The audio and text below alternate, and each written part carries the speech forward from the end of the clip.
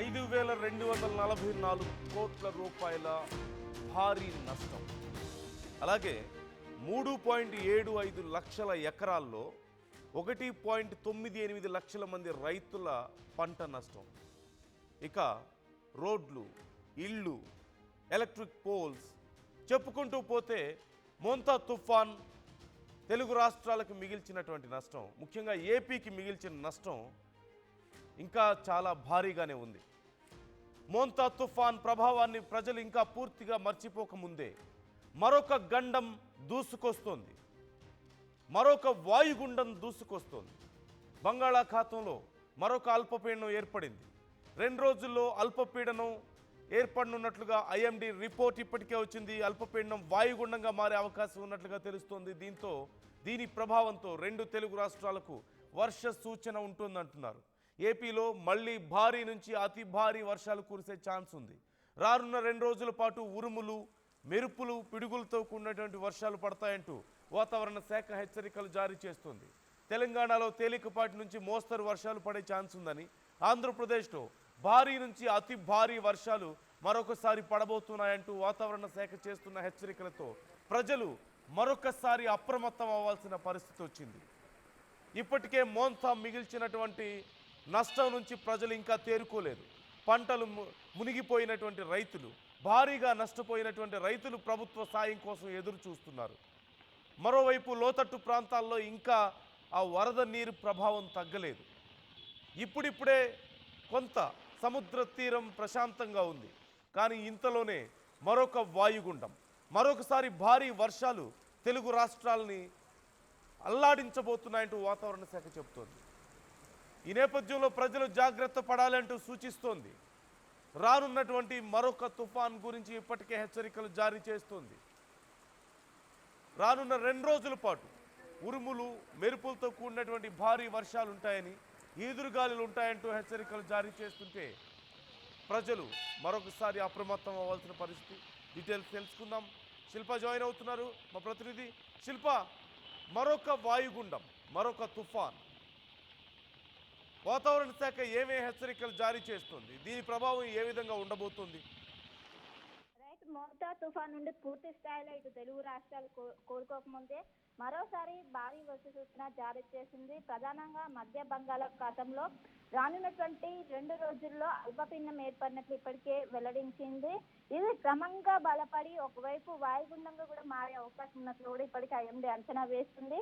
దీంతో ఒకవైపు భారీ నుండి అత్యంత భారీ వర్షాలు కురవడానికి ఛాన్స్ అంటూ కూడా ఇప్పటికే చెప్పుకుంటూ వచ్చింది. ఇటు కోస్తాంధ్ర, అదేవిధంగా రాయలసీమలో చెదురుమదురు వానలు పడతాయి అంటూ కూడా చెప్పింది. అండ్ ఇటు తెలంగాణలోకి వచ్చేసరికి ఇటు పిడుగులతో కూడినటువంటి భారీ వర్షం పడేందుకు కూడా అవకాశం ఉన్నట్లు కూడా చెప్పారు. దీంతో జాగ్రత్తగా ఉండాలంటూ కూడా ఇప్పటికీ సూచనలు జారీ చేశారు. ఎందుకంటే మొన్న కురిసినటువంటి ఏదైతే మోంతా తుఫాన్తో ఒకవైపు అటు రైతులు కావచ్చు, ఇంకోవైపు ఎవరైతే లోతట్టు ప్రాంతాలు ఉన్నటువంటి ప్రజలు పెద్ద ఎత్తున ఇబ్బంది పడ్డారు. జల దిగ్బంధంలో చిక్కు, అటు వరంగల్, హన్మకొండ జిల్లాలు మొత్తం కూడా ఎక్కడికక్కడ జల దిగ్బంధంలో చిక్కుంది.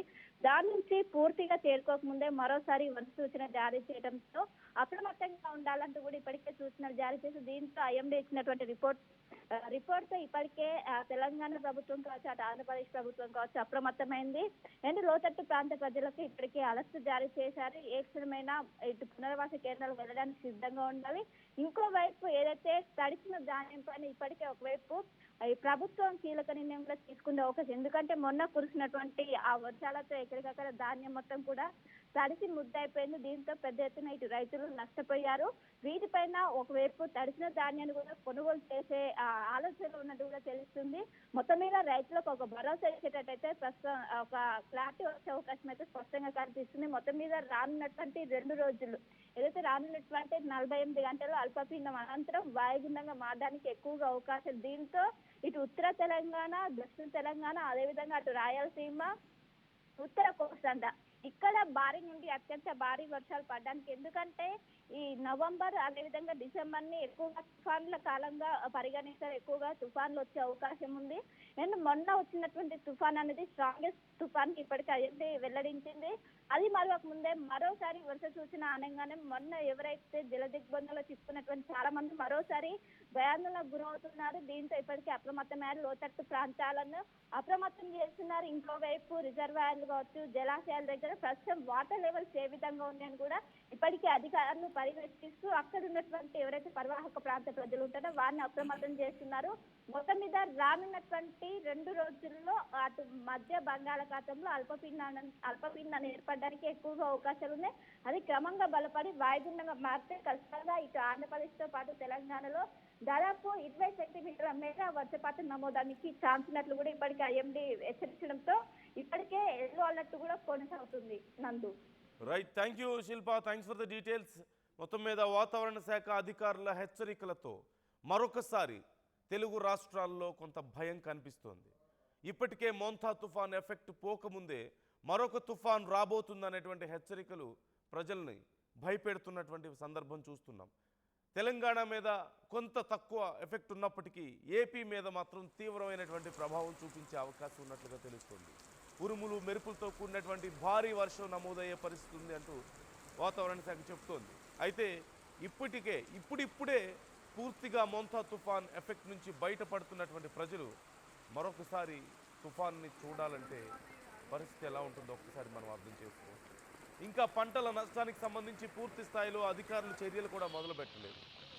మరోవైపు ఇప్పుడే కూలినటువంటి ఎలక్ట్రిక్ పోల్స్ని మళ్ళీ రివైవ్ చేస్తున్నారు. ఎలక్ట్రిసిటీని రివైవ్ చేశారు. త్రాగునీటి సమస్య లేకుండా చేస్తున్నారు. పాడైపోయినటువంటి రోడ్లను, ధ్వంసమైనటువంటి రోడ్లను తిరిగి రిపేర్ చేస్తున్నటువంటి పరిస్థితి కనిపిస్తుంది. ఇలాంటి తరుణంలో మరొకసారి అలాంటి నష్టం జరిగితే ఇక కోలుకోవడం మరింత కష్టమయ్యే పరిస్థితి మనకు కనిపిస్తుంది. సో జాగ్రత్తగా ఉండండి. ఎప్పటికప్పుడు వాతావరణ శాఖ ఇస్తున్నటువంటి సూచనలను అబ్జర్వ్ చేస్తూ ఉండండి. ఆర్టీవీ ఈ అంశానికి సంబంధించి మినిట్ టు మినిట్ అప్డేట్స్ మీకు అందిస్తూనే ఉంటుంది. మీ అభిప్రాయాలను కూడా ఈ అంశం మీద మాతో పంచుకునే ప్రయత్నం చేయండి. ఒక్కసారి మొన్న మోంతా ఎఫెక్ట్కి జరిగినటువంటి నష్టాన్ని, అక్కడ ఉన్నటువంటి పరిస్థితులను ఏపీలో ఒకసారి నేను మీకు చూపించే ప్రయత్నం చేస్తాను.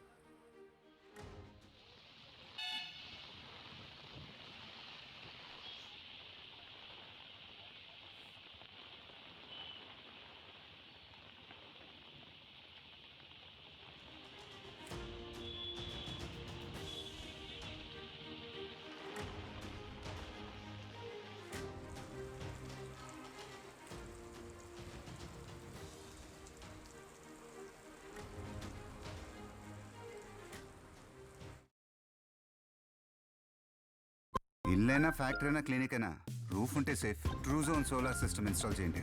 బిల్తో పాటు టీపీ తగ్గించండి. నువ్వు సూపర్ స్టార్ అయ్యా. Truzon solar power, super power.